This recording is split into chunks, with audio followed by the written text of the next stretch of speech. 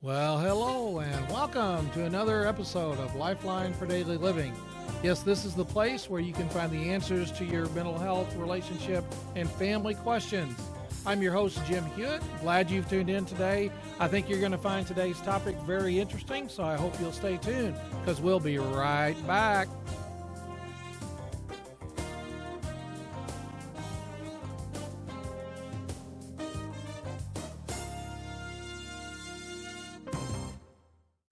All right. Hey, welcome back to another episode of Lifeline for Daily Living. Glad that you've joined me again today.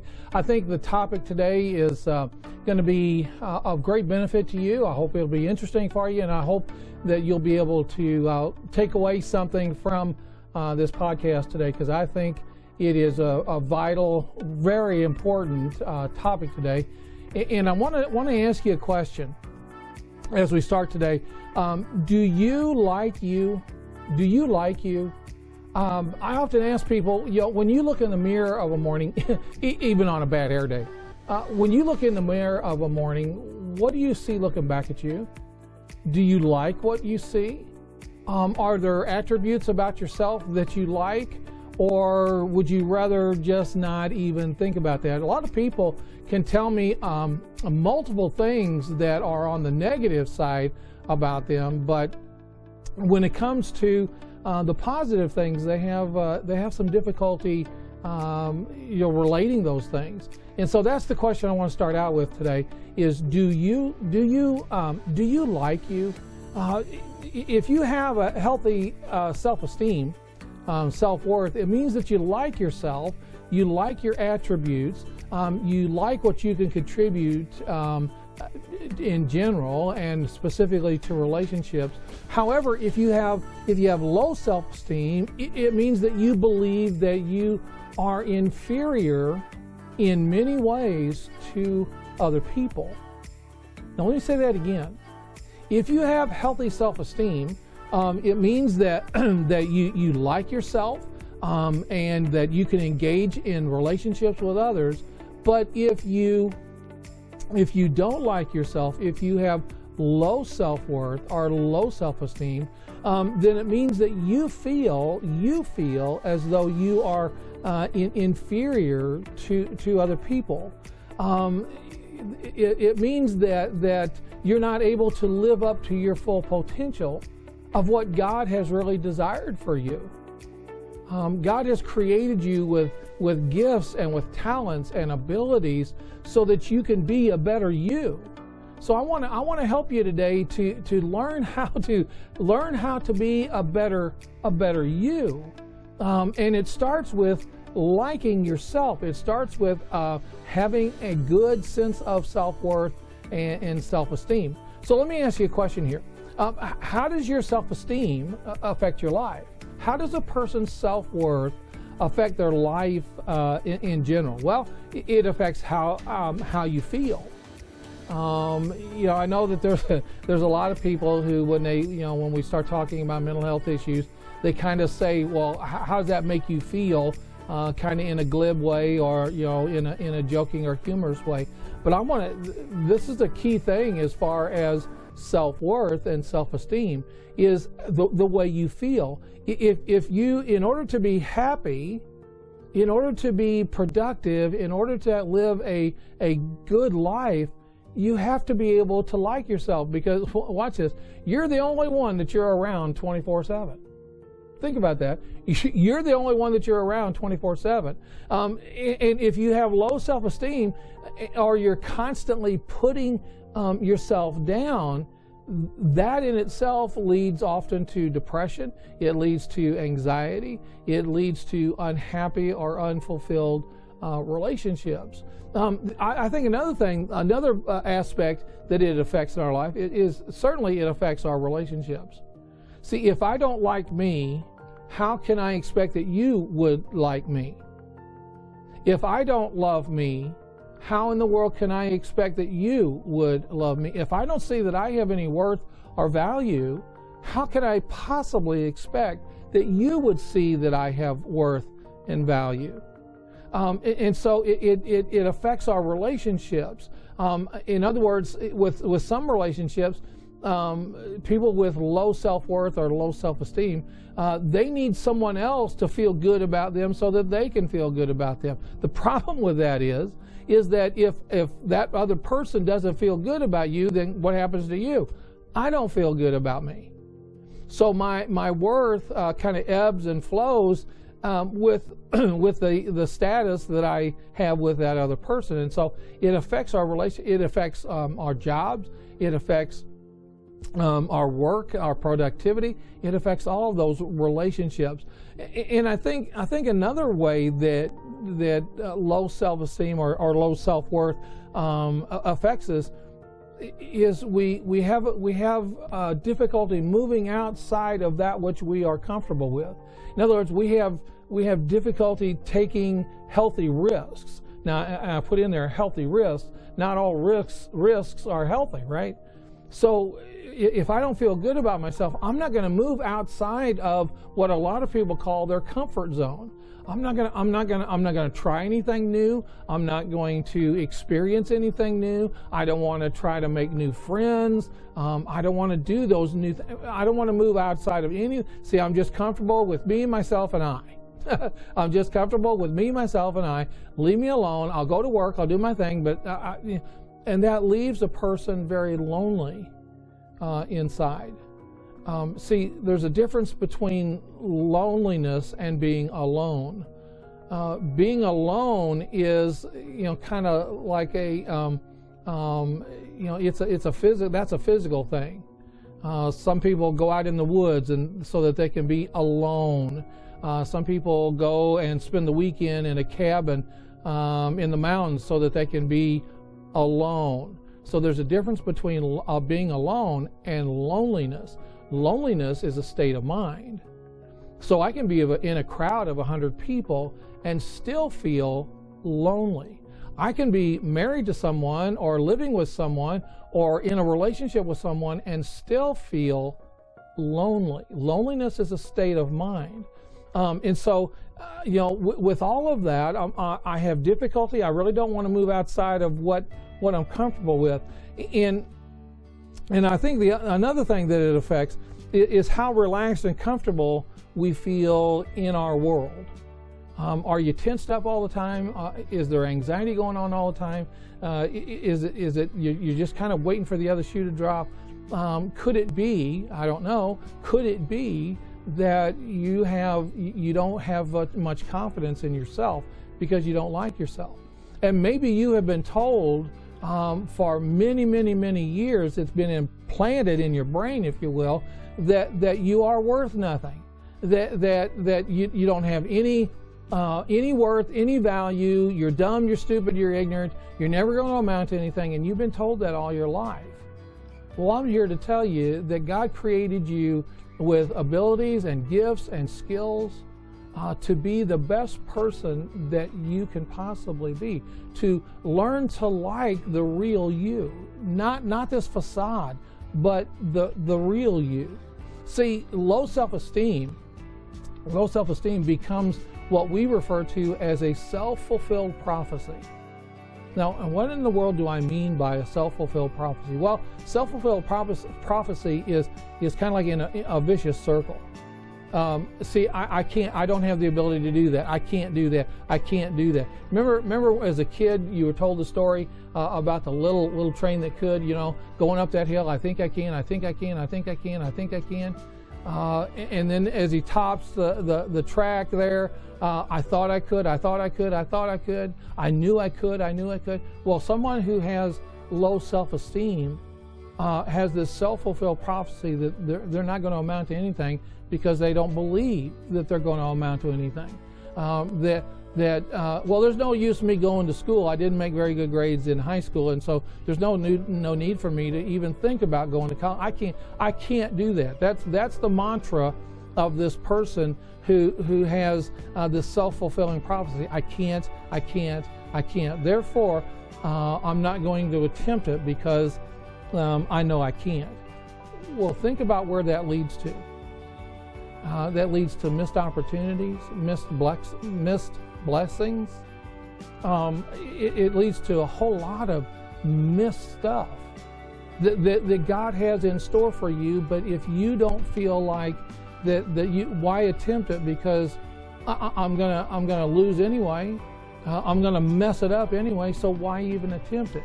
So that's the danger in this low self-esteem, is the tendency to have a self-fulfilling prophecy. And so when well, you know, I'm not going to try for that job, and then, well, if you don't try for the job, how could you even think about you might get a job? So what happens is, I'm not going to try for that job because I don't think I have the skills.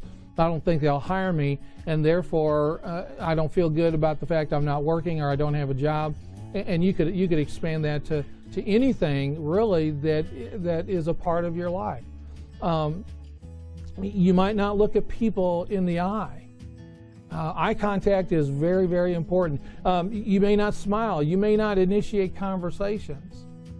And then you complain about being lonely and not having any friends, or not expanding your circle of friends. And so self-fulfilled prophecy is a very big deal with regard to low self-esteem. Now, with all of that in mind, how can you build, if you have low self-esteem, if you have low self-worth, and see, this isn't stuff that we talk about at the dinner table, right?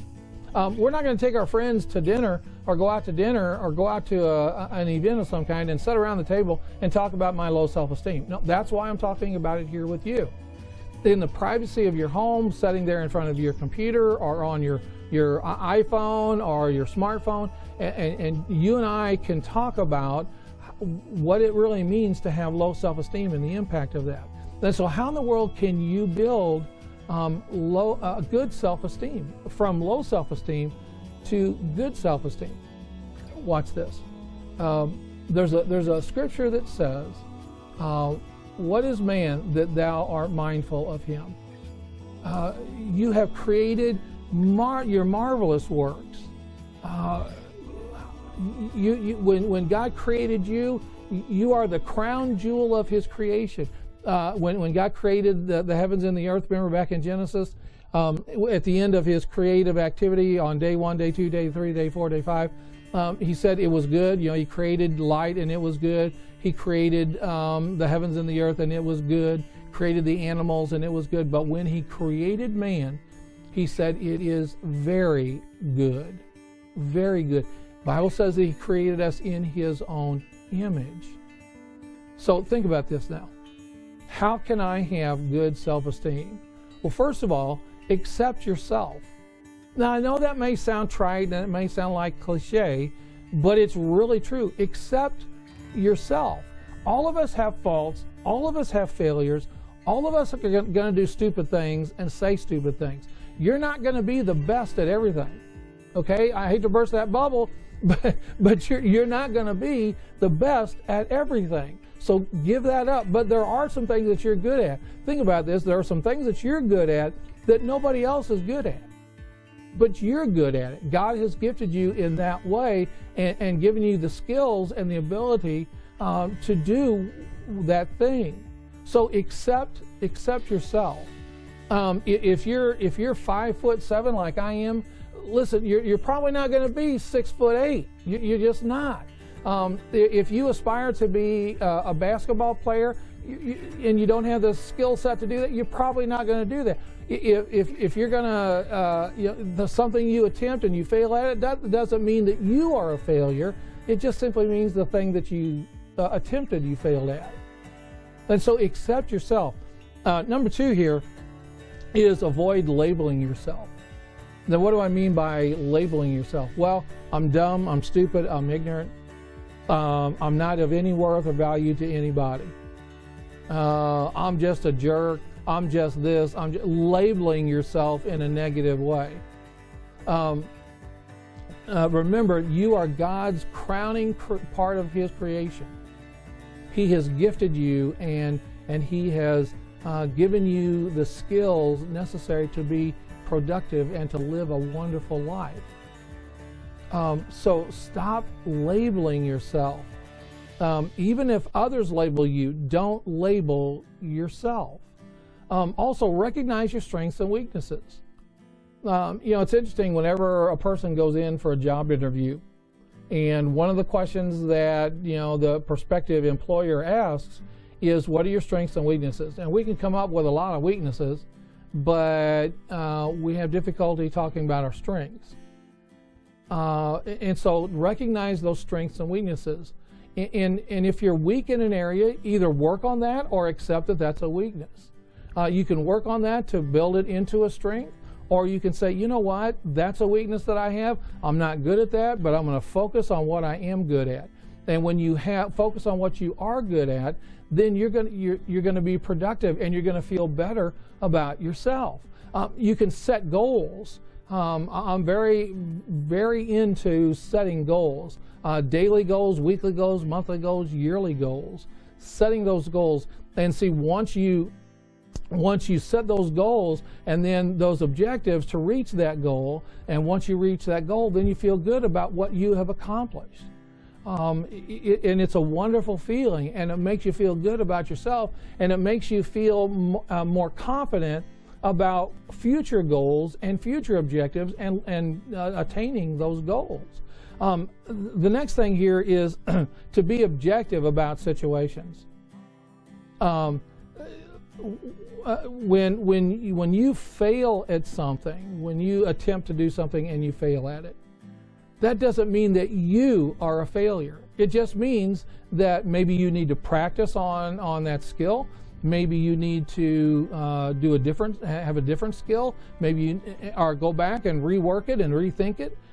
You're going to make mistakes, right? Everybody makes mistakes, and so accept that. It's not that I failed. It's that I failed at this. I am not a failure. I just failed at this. And so you can either back up, sidestep, and take another run at it, or you can say, you know what, that's probably not going to be my skill set. Okay? The next thing here is avoid comparisons. Avoid comparisons. I've talked to you before in other podcasts about this phenomenon that we have today called Facebook envy. And many of you are watching this on Facebook. And Facebook envy is, we see all these people at a beach or in the mountains, and they're always smiling. Isn't it interesting that people are always smiling when they take a picture? Always smiling, but behind the scenes they're feeling lonely, or they're feeling isolated, or they have low self-worth. Be careful with comparisons. Be careful in comparing yourself to anyone else. God didn't create you to be somebody else. He created you to be you. Do you realize that our fingerprints are unique only to us? There is nobody else in the entire world who has ever existed or ever will exist that has fingerprints exactly like yours and mine. Nobody. They are unique to you. Think about that. So stop comparing yourself to someone else. And if you're like many people, you kind of look at your Facebook feed, and you look at all these pictures and people having fun and going to parks and going on vacations and doing all these things, and you're wishing, well, I wish I could be like that. Well, I wish I could be like that. Well, they're sure lucky. I don't have that. I wish I had that. See, you're comparing yourself, and that drives your self-worth down the tubes.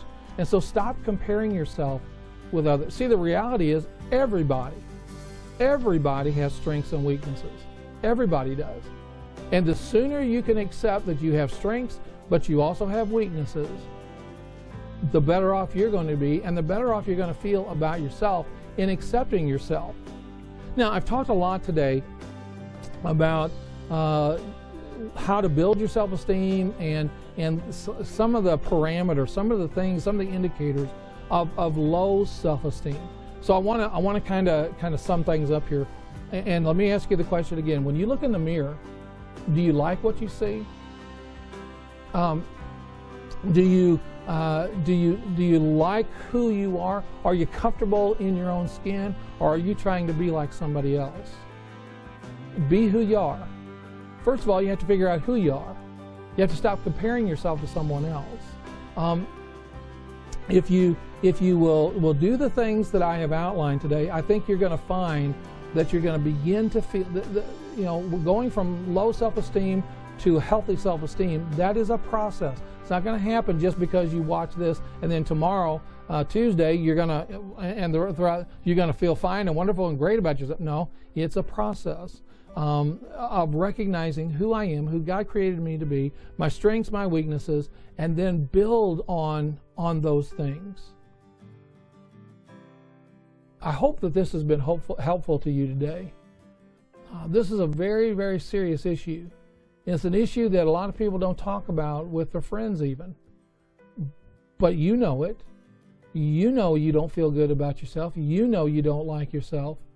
And people wonder why you don't have eye contact with them, why you don't reach out and make more friends. And this probably is one of the bigger reasons why. And so today, you can begin to change this about yourself and begin to feel better about yourself. Learn to feel better. Learn to like a better you. That's what this is all about, learning to like a better you. And so I hope you'll go back and review this and take some notes, and if you haven't already, and play it again and again and again until you really get it down. I hope this has been helpful to you as we've talked about learning to like a better you. Well, thank you for tuning in for this Lifeline, this episode of Lifeline for Daily Living. I hope this has been helpful to you today as we've talked about healthy self-esteem and learning to like a better you. If you have some questions or comments or concerns, or if you'd like to talk to me, there's 3 ways you can contact me. Number 1 is you can contact me through my office phone. My office is 573-732-4575. Again, that's 573-732-4575. The second way you can contact me is through my email. My email address is lifelineonline@hotmail.com, lifelineonline@hotmail.com. Third way is if you're watching this on Facebook, you can private message me. I would be more than happy to get back with you. Be sure to give me your contact information, your phone number, your email address, and I promise I will check back in with you and see how I can help you. I hope that this has been helpful to you, and I will see you next week right here on Lifeline for Daily Living.